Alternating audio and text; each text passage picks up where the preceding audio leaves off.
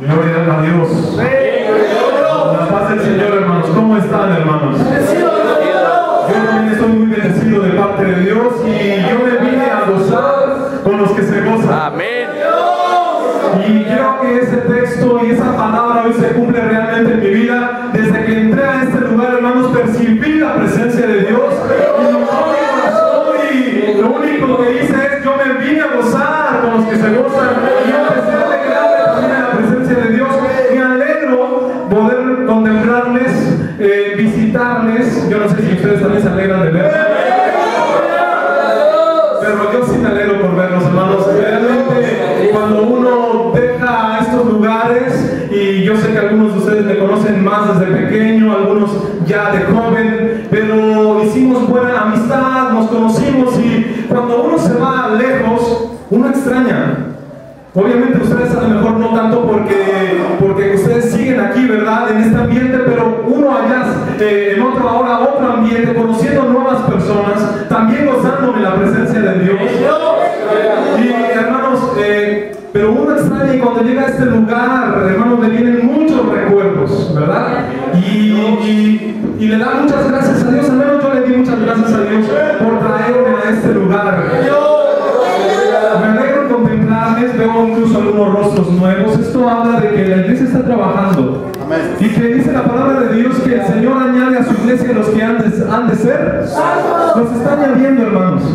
Sigamos orando por aquellas personas que aún no conocen su palabra, o si tu familiar aún no conoce su palabra, la palabra de Dios, sigue orando, porque el que añade, ¿quién es? Es Jesucristo el que va añadiendo a su iglesia los que han de ser salvos. Me llevé también una grande sorpresa al ver a mi hermano David Castro, que en algunas ocasiones yo también tenía oportunidad de hablarle, de invitarle a la casa de Dios, y a lo mejor en ese momento, a lo mejor él se ponía renuente y no quería, no del todo, él es serio, ¿verdad? Él así muy propio él, ¿verdad? Pero nunca fue mal educado. Siempre pero como que a lo mejor nos daba el avión, yo siento. Pero no es que nos estaba dando el avión, la palabra estaba siendo sembrada en su corazón. Y esa semilla empezó a germinar y no lo dejó. Me llevé la sorpresa cuando entré a este lugar. Dijo, pase mi hermano el que se va a bautizar, y era mi hermano David. Me dio mucho gusto. Y hermanos, son sorpresas, tan sorpresas, que estoy realmente agradecido con Dios. Amén, gloria a Dios. Y luego contemplarles, y mucho más contemplarles con un rostro alegre. Yo los veo alegres. Y eso me llena de gozo también, porque yo también estoy alegre. Ese estribillo, estamos alegres porque somos de quién. Aleluya. Ahora, con esta misma atención que me han prestado hasta el momento, yo quiero que vayamos a ver lo que dice la palabra de Dios. En Apocalipsis capítulo 4, en lo que lo buscan, quiero decirles, hermanos, que agradezco al siervo de Dios de este lugar, mi hermano Asael, que me haya invitado a este lugar, y para mí es un gusto también poder compartir la palabra de Dios. Pero sé que también es una enorme responsabilidad. Cada vez que se abre la Biblia, ¿verdad? No estamos hablando cuentos, no estamos hablando fábulas, ¿verdad? Estamos hablando la palabra de Dios, y esa es una enorme responsabilidad. Y entonces yo le he pedido a Dios que Dios me ayude, y yo sé que también ustedes han orado por esta palabra, para que realmente sea una palabra de parte de Dios. Estoy en este lugar. Cuando me fui, obviamente me fui como soltero, ya me iba a ir a casar, y ahora regreso a este lugar, pero ya regreso con mi esposa, ¿verdad? Dios ya está en la parte de allá atrás, y mi pequeño, el que estaba ahorita yo encargando y estaba ahí de travieso por el pasillo, ese es mi pequeño, y estoy muy contento de estar aquí con todos ustedes. Oren por mi pequeño, es muy travieso. Gloria a Dios. Yo creo que a mí les voy a pagar gloria a Dios, pero todo es de bendición. Les dije Apocalipsis capítulo 4, ¿están allí? Versículos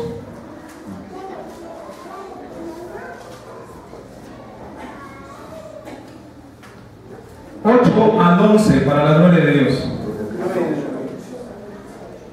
Capítulo 4, versículos del 8 al 11. Y yo quisiera que lo hagamos de manera alternada. ¿Me ayudan? Voy a dar lectura al versículo 8 y ustedes me ayudan con los subsecuentes.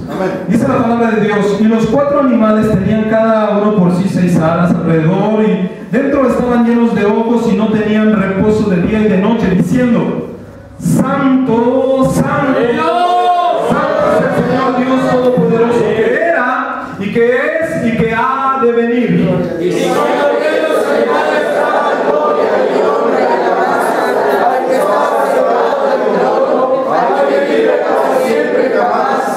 Los 24 ancianos se postraban delante del que estaba sentado en el trono y adoraban al que vive para siempre jamás. Y echaban sus coronas delante del trono diciendo todos: Señor, digno eres de recibir la gloria y la honra y virtud, porque tú creaste todas las cosas y por tu voluntad tienes de ser y fueron creadas. Gloria a Dios. Sus lugares. Estamos ya a punto de concluir un año secular, y digo secular, hermanos, porque debemos entender que como pueblo de Dios tenemos otro calendario, ¿verdad? El calendario bíblico. Pero civilmente hay un calendario, y que ese calendario va a concluir ya dentro de próximos 2-3 días, ¿cierto? Ya está a punto de concluir, y obviamente veo que hay corazones agradecidos, desde el hermano que estaba llegando a la primera parte del culto, la segunda parte, los presentes. He estado viendo constantemente que en sus corazones hay gratitud. Y justamente, hermanos, cuando se hace un culto de acción de gracias por fin de año, normalmente, hermanos, se hace justamente para agradecer a Dios. Amén. La gratitud, hermanos, tiene muchas maneras de poderse expresar. Y una muy buena manera de expresar nuestra gratitud a Dios es justamente lo que hoy hemos venido a hacer a este lugar: rendirle culto a Dios. Amén. ¿Qué estoy diciendo? O al menos esto me lleva a un pensamiento. Miren, que si en mi corazón hay gratitud, si en mi corazón hay una gratitud realmente genuina, entonces yo podré hacerle un culto a Dios verdadero. Lo vuelvo a explicar. Si en mi corazón no hay una gratitud genuina, no puedo darle al Señor un verdadero culto. Dios te pague. No le voy a poder llevar un verdadero culto a Dios. ¿Se podrá darle culto a Dios si no hay gratitud en nuestro corazón? No. ¿Verdad que no? De hecho, hermanos, es la gratitud la que abre las puertas de la presencia de Dios. Salmo capítulo 100, verso 4 dice: entrad por sus puertas con acción de gracias, con reconocimiento. ¿Verdad? Entonces quiere decir, hermanos, que las puertas que abren la presencia de Dios, perdón, las llaves que abren las puertas de la presencia de Dios se llaman gratitud. No podemos llegar a este lugar, hermanos, con unas llaves equivocadas. Ustedes tienen un llavero, incluso estas mujeres cargan llavero, y en ese llavero yo no sé cuántas llaves ustedes tengan, 5, 6, 7 llaves, no lo sé. Pero en ese llavero ustedes saben perfectamente qué llave le corresponde a cada puerta, ¿verdad? De su casa o de donde ustedes entran o acceden. Ustedes saben perfectamente qué llave le corresponde a cada cerrojo. Yo no creo que ustedes, a lo mejor, a algunos todavía le pasa. Llevas 20 años viviendo en tu casa y todavía te equivocas de llave. ¿Cuánto les pasa todavía eso? ¿Sí? Qué bueno, pensé que yo era el único. Bueno, yo todavía me puedo excusar, llevo recién viviendo ahí, ¿verdad? Y no y digo: ay, pero son 2 llaves, lo malo. Y a veces no le atino a la llave. Fíjense que cuando llegamos a la presencia de Dios, llegamos a este culto, no podemos llegar con unas llaves equivocadas, con una actitud de apatía, indiferencia, enojo, ira o reclamo con Dios. Esas llaves no van a abrir, les aseguro, las puertas del cielo. Aunque las llaves, escuchen, aunque las puertas del templo están abiertas, pero si no hay gratitud en nuestro corazón, las puertas del cielo no se abren. Amén. Y podemos venir a estar en este lugar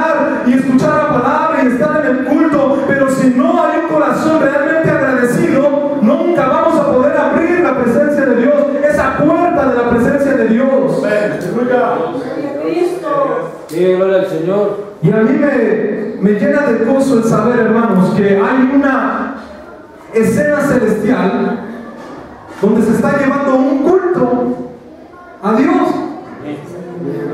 Hay una escena en los cielos donde la Biblia nos permite contemplar un culto. ¿Cómo se lleva a cabo un culto? Tanta controversia como cómo es que se llevan los cultos entre las denominaciones y incluso dentro de nuestras congregaciones, dentro de nuestro movimiento, y cómo es que se lleva un culto y si el hermano ya le cambió al culto y estamos haciéndonos bolas o nos metemos incluso en discusiones de cómo se lleva un culto, cuando la Biblia nos muestra una escena celestial de cómo se lleva un culto. Y no me estoy hablando en el sentido de la liturgia de un culto,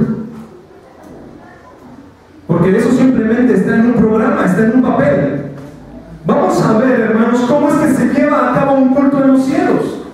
Y esto es muy importante, hermanos, porque recordemos que dice el Padre Nuestro, en una fracción del Padre Nuestro dice: hágase tu voluntad como en el cielo, así también en la tierra. Quiere decir que si nosotros podemos ver cómo es que se desarrolla y cómo es que se hace un culto allá en los cielos, nosotros deberíamos copiar ese modelo de adoración, ese modelo de culto, para ahora nosotros implementarlo aquí en la tierra. Y lo que estoy diciendo literalmente copiar, porque si allá en los cielos se está haciendo la voluntad de Dios, es necesario que también aquí se haga, ¿cierto? Y esto es una bendición, hermanos, que un hombre, un siervo de Dios, pudo contemplar una escena celestial. Es el único hombre que pudo ver cosas celestes y se le permitió escribir lo que vio, porque se presume que también el apóstol Pablo lo hizo, ¿cierto? Pero dice, pero muchas cosas no se me permitieron escribirlas. ¿Se acuerdan de ese pasaje que se presume que él está hablando de sí mismo? Pero ahora Juan está diciendo justamente: y me dijo el ángel, escribe. ¡Wow! Eso es impresionante, hermanos. Que Dios nos deja ver, nos abre la puerta del cielo para que nos asomemos a ver cómo se lleva a cabo un culto. Y nosotros vamos a recorrer, ¿les parece, todo el capítulo 4?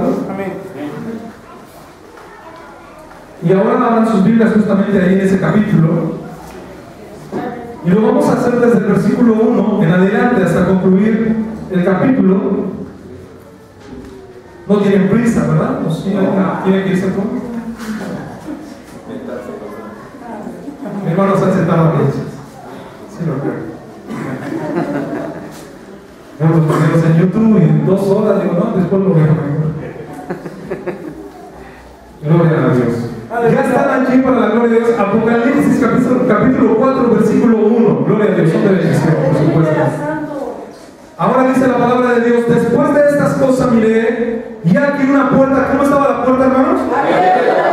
En el cielo, y la primera voz que oía como de trompeta que hablaba conmigo diciendo: sube acá y yo te mostraré las cosas que han de ser después de estas cosas miré, y una puerta abierta. Ahora préstenme atención, por favor. Concentrémonos ahora en el versículo 1. Vi una puerta abierta. Después de estas cosas miré, y aquí una puerta abierta. Quiere decir que en el cielo hay corazones agradecidos. Porque dijimos que las puertas del cielo se abren solamente con una llave que se llama ¿qué? Gratitud. Las puertas del cielo ya estaban abiertas porque en el cielo ya habían corazones ¿qué? Agradecidos, adorando a Dios, cantándole al Señor. Y dice más adelante: y la primera voz que oí era como de trompeta. ¿Qué significa esto, hermanos? ¿Qué importante sería, hermanos, que lo primero que hagamos durante el primer día que vamos a venir a la casa de Dios, lo primero, la voz que oigamos es la voz del Señor? Sí, aleluya. No la del televisor, sino que sea la voz del Señor. Sí, gloria a Dios, aleluya. Y esa voz, dice la palabra de Dios, que era como de ¿qué? Como de trompeta. Era una voz como de trompeta. Ahora, esta expresión trompeta, ustedes deben saber que en hebreo, algunos saben, es la palabra shofar. Ahora, ¿cuándo sonar el shofar. En muchas ocasiones se hacía sonar el shofar. Lo vemos esto desde el Antiguo Testamento con el pueblo de Israel. ¿En qué momento se hacía sonar el shofar? Ahora, les hago, trompeta, no se imaginen una trompeta de esas de la Sonora Matancera, entonces, de metal y con los botoncitos. No estoy hablando de esas trompetas. Porque luego dice, Cristo viene y ponen una trompeta así muy parecida a esas bandas, ¿no? No, el shofar, hermanos, era un cuerno de carnero. Algunos han visto que son más largos y extensos y retorcidos, ¿los han visto? Y algunos más pequeños. De hecho, se presume que en este caso era más pequeño, el cuerno más pequeño de los carneros, o de un carnero más pequeño, más tierno, más joven, y lo hacían sonar, y cuando lo hacían sonar, era porque al pueblo lo estaban convocando a una festividad santa. Sí, aleluya. Es decir, el pueblo se hacía sonar y el pueblo escuchaba el sonido de la trompeta, el sonido del shofar, y era momento de dejar sus tiendas, dejar sus lugares de habitación e ir a la presencia de Dios a rendirle culto. Santa convocación. Y entonces, hermanos, esa es la voz de trompeta que nos hace llamado a cada uno de nosotros, cada día de culto. El Señor hace sonar el sonido de shofar desde que se pone en la parte de allá atrás. El lugar se pone en el pizarrón de las actividades, la lista de las actividades del mes, y ahí están los cultos, los horarios, los hermanos que van a participar. Ahí está ya el shofar, la santa convocación. ¿Y quiénes están invitados? Todo el pueblo. El sonido del shofar se hacía sonar y era necesario que todo el pueblo hiciera acto de presencia. Entonces, hermanos, un verdadero culto, hermanos, es aquel que cuando nosotros escuchamos el llamado de Dios, acudimos.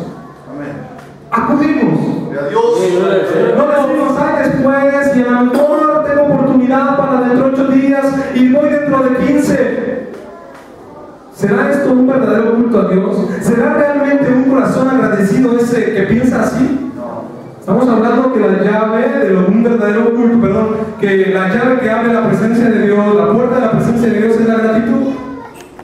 Y que la gratitud me va a ayudar a mí a rendirle un verdadero culto a Dios.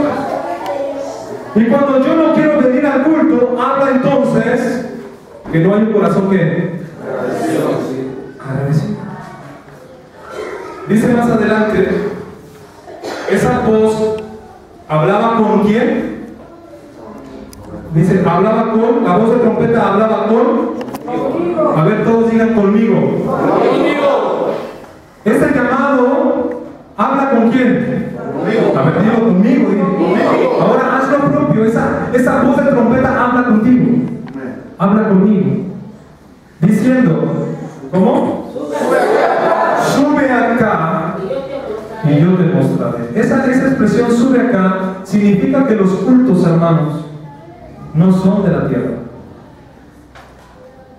Tus pies ahorita están pisando el piso, pero cuando haces un culto, hermanos, el Señor te eleva a la presencia. Amén, gloria a Dios. Cuando tú empiezas a adorar al Señor, cuando tú empiezas a cantarle, a glorificarle, a honrarle, a darle gracias, en ese momento, hermanos, empiezas a subir a la presencia de Dios. Y tus pies espirituales empiezan a despegarse de esta tierra, porque el culto a Dios no pertenece a esta tierra, sino que pertenece a los lugares celestes. Empiezas a elevarte, a subir delante de la presencia de Dios, y significa que tu mente y tu corazón están únicamente concentrados en la presencia de Dios. Pero ¿cuántas veces nosotros venimos a hacerle culto a Dios todavía sujetados a la tierra? Pensando en las cosas materiales, en tu casa, en el carro, en el trabajo, preocupaciones, el vestido de año nuevo, no sé, un montón de cosas. Son de la tierra, ¿sí o no? Cuando estamos en este lugar, hermanos, dice el Señor, sube, espérate de tus pies de la tierra, no pienses ya más en la tierra. Si tú tienes preocupaciones, hermanos, sería mejor que se las pongas en las manos de Dios. Echa sobre el Señor tu carga y Él te sustentará. Si hay preocupaciones, si hay lamentos, si tú tienes deudas,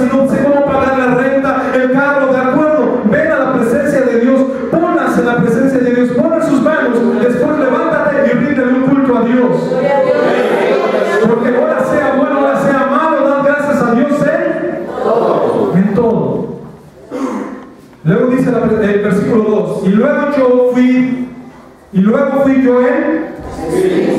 Ahora, esa expresión, y luego. ¿Ustedes qué creen que ese luego cómo haya sido? Ay, luego, Señor. O sea, oyó la voz del Señor y dijo, ay, luego. Hay unas versiones que dicen cómo, por ahí, al instante. O sea, ese luego es relativo, porque puede ser mucho tiempo después, o puede ser también. Pero ¿ustedes cómo creen que haya reaccionado Juan? ¿Hay mucho después? O como dice esas versiones, al instante. Al instante. Es importante, hermanos, que cuando oigamos el llamado de Dios y el culto va a empezar, nosotros hagamos todo lo posible por estar aquí a tiempo. Al instante. Te levantas de tu cama. Hoy, hermanos, se levantaron para reunirse y el horario les favorece mucho, porque desde que te levantas tú ya estás pensando en el culto. Cuando se hace un culto un poquito más tarde, te levantas, voy a hacer eso, voy a hacer aquello, y empiezas como que a pensar otras cosas, ¿sí o no? Pero qué hermoso es que desde que te levantes tú ya estás pensando en prepararte para ir al culto. Arreglarte, sabes, bañarte, planchar, etcétera, muchas, todas las cosas que se tienen que hacer para venir a hacerle culto a Dios. Y esa es una verdadera actitud de un corazón realmente agradecido que quiere rendirle un verdadero culto a Dios. Que cuando escuche el llamado de Dios lo haga ¿qué? Al instante. Al instante. Amén. ¿Cuál después? Al instante. El fin de año, ¿a qué horas empieza el culto? 8:30. ¿A qué horas van a venir? 7:30. Bueno, más antes, pero la iglesia, ¿a qué horas piensan estar ustedes, hermano? Amén, gloria a Dios. Al instante. Amén. Después, a las 9:30, ya cuando empiecen ya a llenarse la iglesia más para sentir calorcito, porque hacen un café. Al instante. Luego dice, ¿fui yo en qué? ¿Cómo son los cultos, hermanos? ¿En la carne o en el espíritu? Los cultos, el verdadero culto a Dios se hace en espíritu. Amén. El Señor Jesús, hablando con la samaritana, le dijo en Juan capítulo 4, le dice: Dios anda buscando adoradores que le adoren en espíritu y verdad. Adoradores en espíritu y en verdad. El verdadero culto a Dios no se hace en la carne, hermanos. Yo sé que también nuestra carne se goza. Yo también porque dice el rey David, ¿verdad? Mi corazón y mi carne. Pero cuando está hablando que el culto no es en la carne, se refiere a los instintos bajos de la carne. Los cultos no se hacen en la carne, es algo que le pertenece al ambiente ¿qué? Espiritual. Sigue más adelante. Y aquí un trono que estaba puesto en el cielo, y sobre el trono estaba uno sentado. ¿Cuántos habían sentados ahí en el trono? Uno. Primera pregunta, ¿cuántos tronos vio Juan? Uno. ¿Cuántos? Uno. ¿Y a cuántos vio sentados allí? Uno. ¿O vio 3 sentados ahí? ¿Vio 2? ¿O vio 3 tronos, uno acá, uno acá y otro acá? ¿Vio así? ¿Cuántos vio, hermanos? Uno. Esto habla, hermanos, de que Dios es uno. Amén. No hay peleas. Oye, Israel, el Señor nuestro Dios, el Señor uno. Ahí está, es uno, no son 2, no son 3, ni 4, ni 5, ni 6. El Señor es uno, porque Dios solamente dio un trono y el que estaba sentado era uno también. Amén. No estaban ahí apretados y bueno, no. ¿Tú a cuántos le das? ¿A cuántos le das la gloria? ¿A 1, a 2 o a 3? A 1. ¿Cuál es su nombre, hermano? Jesucristo. El verdadero culto a Dios es aquellos que le adoran solamente a quién? A Jesucristo. Peligro, ¿verdad? Tengamos mucho cuidado con nuestras doctrinas, porque podemos estar pensando que le damos culto a 3 o a 2. Eso se llama politeísmo. ¿Cómo se llama, hermanos? Politeísmo. Politeísmo. Así es. La adoración a los muchos Dios. a muchos dioses. Tú le adoras a uno. Amén, gloria a Dios. Más adelante. Ya me cambió otro micrófono. Gloria a Dios. Ahí hay más. A ver, ¿cuántos pasan? Y el que está, dice, y el que estaba sentado era uno, versículo 3, y el que estaba sentado era al parecer semejante a una piedra de caspa y de sardio, y un arco celeste había alrededor del trono, semejante en el aspecto de la esmeralda. Obviamente aquí el siervo de Dios Juan está tratando de describir una belleza incomparable. Lo que está hablando es un término, se llama como metáforas, ¿de acuerdo? No es que era una piedra, no es que era una esmeralda, no es que era una jaspe, sino que dice era semejante. ¿Cómo? Esa expresión semejante y cómo, lo que él está tratando de describir es algo que nosotros podamos comprender. ¿Cuántos de ustedes han visto piedras preciosas? Joyería, y ven así las piedras, ¿las han visto? ¿Las han contemplado, que sea por una foto o una imagen? ¿Las han contemplado? Son realmente hermosas. Lo que está haciendo Juan es, se sorprende con la hermosura, con la belleza que estaba contemplando del que estaba sentado en el trono. Y digo, ¿cómo lo explico? Es una belleza incomparable. ¿Cómo es que me van a entender los de la tierra? ¿Cómo es que me van a entender la iglesia? ¿Cómo lo explico? Y entonces dice, es como, porque esas piedras son realmente preciosas. Cuando venimos al culto, venimos a contemplar la hermosura del Señor.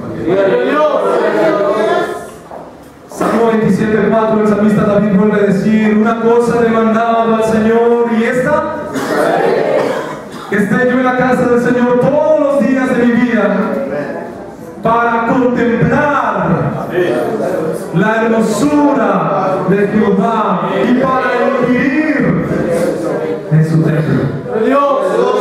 ¿Para qué quería estar David en el templo? Para contemplar la hermosura de Jehová. Sin embargo, muchas veces venimos al culto y contemplamos todo menos la hermosura del Señor.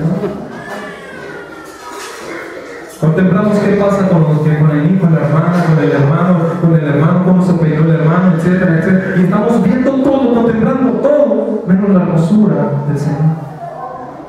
Jóvenes, ¿qué hermosura vienes a contemplar? La de Dios, la de Jesucristo. Amén. Aleluya. Porque hay unos jóvenes que están así, no, viendo así la otra hermosura. Y vamos a hablar la hermosura, otra hermosura. Venimos al culto a contemplar la hermosura del Señor. Es la que tiene que llamar nuestra atención, fijar nuestros ojos únicamente en la hermosura del Señor. Ese era el deseo únicamente del siervo de Dios David. Y tenemos que estar contemplando el reloj. Yo hasta debería sugerir que quitemos los relojes de los templos, porque cómo estorban. A mí me estorban. Porque cuando avanza muy rápido. Es que, hermano, cuando vemos, estamos acá predicando la palabra de Dios y de repente ya vemos incómodos a los hermanos. Hermanos, es la palabra de Dios. Amén. Y el culto está cantando y estamos cantando y hay incomodidad y vemos el reloj y ya se alargó el culto. Y hermanos, estás en la presencia de Dios. Deberíamos alegrarnos y gozarnos por disfrutar de su presencia.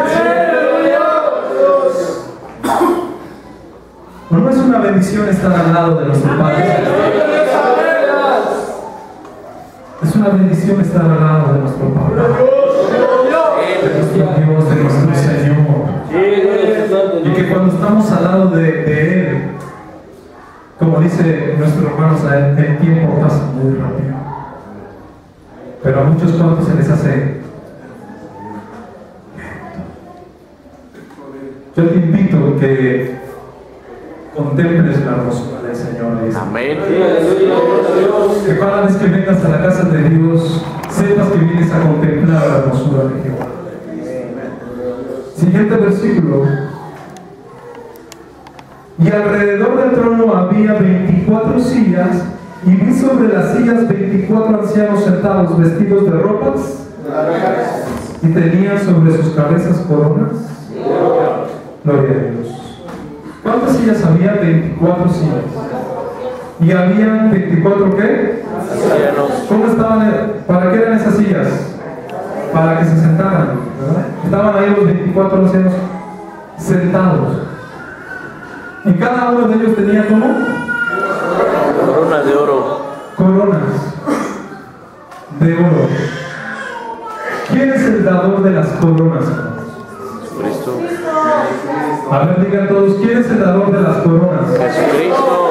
Fíjense, hermanos, que siempre vamos a ver a lo largo de la ancho de la Biblia, vamos a ver que el Señor promete muchas coronas, ¿verdad? La corona de la vida, la corona de la justicia, y empieza a prometer muchas coronas. ¿Y las coronas a quién se las va a dar el Señor?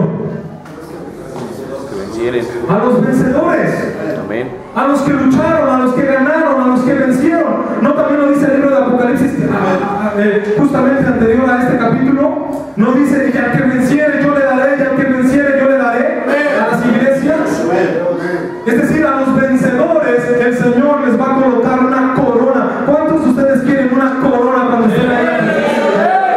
Mira, hijo, te la ganaste y te la pone el Señor. ¡Qué dicha, qué privilegio que tú pongas, inclines tu rostro en adoración al Señor! Y cuando tú inclines tu rostro porque le quieres adorar, el Señor pone sobre ti una corona.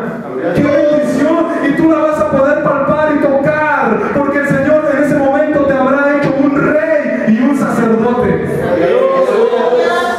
¡Qué bendición! Que el Señor ponga en nosotros una corona y te diga: lo hiciste muy bien, peleaste, te felicito, lo hiciste bien, te mereces una corona. El dador de las coronas es Jesucristo. Siguiente verso. Y del trono salían relámpagos y truenos y voces, y 7 lámparas de fuego estaban ardiendo delante del trono, las cuales son los 7 espíritus. Miren, hermanos, del trono salían relámpagos y truenos y voces. La expresión relámpagos, truenos, se puede interpretar como la palabra de Dios. ¿Por qué? O la voz de Dios. Ustedes saben que cuando el Señor habla, incluso hay un estribillo que lo dice: es trueno su voz. O sea, cuando el Señor habla y se hace escuchar, en ese momento el ser humano lo percibe como si fuese un trueno o un relámpago. Y dice justamente que él veía truenos, relámpagos y voces. Esto nos habla de que en los cultos tiene que haber una exposición de la palabra de Dios. Yo no quiero pecar de arrogante, pero díganme, ¿cuántos están considerando que esto es palabra de Dios? Ahora, tampoco quiero engrandecer a mi hermano y decir: ah, mi hermano, no. ¿Cuántos de ustedes saben que Dios le da palabra de Dios? Para compartirla a esta iglesia. En un verdadero culto tiene que haber palabra de Dios. Que cuando se escucha la palabra de Dios sea literalmente como relámpagos, truenos y voces. Ahora, cuando alguien escucha un trueno, un relámpago, ¿qué actitud nosotros tomamos? ¿Alguien les ha tocado escuchar un trueno muy cerca de donde ustedes están? A ver, ¿sí? Amén. ¿Qué experiencia tiene, mi hermana, sentada con su cabeza? ¿Qué experiencia tiene cuando se hace sentir un relámpago, un trueno cerca de su casa donde usted está? Da miedo, ¿cierto? Y uno se estremece. Cuando se escucha la palabra de Dios, nosotros tenemos que de igual manera estremecernos por la palabra de Dios. Porque yo decía al principio, no es cualquier palabra, es la palabra del que hizo los cielos y la tierra. Es como trueno y hay voces. Ahora, esas voces también me hace referencia a ese Salmo 118 que dice: voz de júbilo y de salvación hay ¿dónde? Hay voces. Muchas veces el culto no es monólogo, no solamente el que está aquí parado habla y tiene que decir y tiene que alabar y tiene que expresar. Voces. Todos los que estamos en este lugar tienen una garganta y gracias a Dios tienen una voz, y es para que cuando vengas a este lugar la utilices dándole la gloria al que se la merece. Porque en otras iglesias nomás el que está aquí enfrente habla y todos sus hijos. Voces. voz de júbilo y de salvación ahí. ¿Dónde? Y después vi 7 lámparas de fuego. Ahora, esto va a ser muy fácil de describirles. ¿Qué son las 7 lámparas? Les digo, va a ser muy fácil porque miren, yo veía que acá hay algo. ¿Cuántas? Esto, ¿cómo se llama? ¿Alguien ¿Cómo se nombra esto? ¿Alguien sabe? Candelabro. Candelabro. Es un candelabro. Obviamente está traducido así ya a nuestro idioma. ¿Alguien sabe la expresión en hebreo? ¿Cómo se llama en hebreo? Tú lo decías de menorá. Menorá. Exactamente. Esto es una menorá. Y la menorá son 6 brazos. Les voy a mostrar un brazo, 2, 3, 4, 5, 6. Y el del medio se conoce como la caña central, de donde se desprenden los 6 brazos. ¿Para qué servía la menorá? ¿Para alumbrar qué? Dentro del templo, el lugar santo, en el tabernáculo. Y estaba algo como esto, pero obviamente grandísimo. Obviamente esto está en tamaño regular, está muy agradable. Qué bueno sería que... No, obviamente, esto está realmente hermoso, hermanos. Es un tamaño regular, es un tamaño, pero el templo del tabernáculo era uno casi como del tamaño de una persona. No tengo la medida, perdón, no tengo la medida exacta, pero era un candelabro realmente grande. ¿Y para qué servía? Para alumbrar. Es decir, que aquí se le ponía aceite. Se le ponía aceite en la caña central y de este aceite se tomaba para alimentar aquí, para alimentar para alimentar etcétera, etcétera. Y se prendía una luz, una vela, una candela. Y esas 7 luces estaban alumbrando el lugar santo. Porque es que Juan dice que vio en el trono 7 lámparas. Y es que justamente, hermanos, lo que está sucediendo en el trono, lo que él pudo contemplar, es el tabernáculo que está allá en los cielos. ¿Se acuerdan que cuando Dios le dijo a Moisés, hazte un tabernáculo, pero lo dejó que lo hiciera al gusto de Moisés? No. ¿O cómo le dijo que lo tenía que hacer? ¿Alguien recuerda, varones? A la medida que Dios le dio, pero algo le mostró más, prácticamente. ¿Qué le dijo Dios? Conforme al modelo que se te fue mostrado en el cielo. Quiere decir que a Moisés Dios le permitió también entrar, ver la habitación celestial, y le dijo, contempla cómo está aquí en el cielo. Así como está aquí en el cielo, también lo vas a hacer ¿dónde? En la tierra. ¿Se dan cuenta que siempre el propósito de Dios es de que su voluntad, que se cumple y se ejecuta allá en los cielos, se haga también ¿dónde? Aquí en la tierra? Y le dijo, hazte un tabernáculo, y lo empezó a hacer todo conforme a lo que estaba en el cielo. Entonces Juan, cuando entra a la presencia de Dios, podemos ver que él ya estaba aquí en el lugar ¿dónde? En el lugar santo. Y él pudo contemplar esto, lo que pudo ver Moisés muchos años atrás, él lo pudo contemplar ahora. Y esta lámpara nos habla también, obviamente simboliza muchas cosas, simboliza a nuestro Señor Jesucristo, también representa a la iglesia, porque nosotros somos la luz de este mundo, ¿cierto? El Señor Jesucristo también es la luz del mundo, ¿cierto? Entonces, en un verdadero culto a Dios tiene que haber luz. Y también vuelve a comprender a la palabra de Dios. Y dice que de esos 7 velas o 7 luces son los 7 Espíritus de Dios. Hermano, ya son 7, ya no son 3. Obviamente, el que piensa en 3 se mete en un problema, porque dice que hay un Espíritu Santo, y aquí vemos que ¿cuántos hay? 7. Hay 7, ¿verdad? Pero obviamente no nos vamos a meter en problemas. Sabemos que esos 7 Espíritus de Dios representan algo, simbolizan algo, representan la perfección de Dios, ¿de acuerdo? El número 7 es muy importante y muy simbólico en todo el libro del Apocalipsis. No sé que acá hay un Espíritu de Dios, luego viene otro Espíritu de Dios. Así de igual manera como se explica todo el mal concepto de la Trinidad, esto también se puede resolver de la misma manera. Siguiente verso. Y delante del trono había como un mar de vidrio,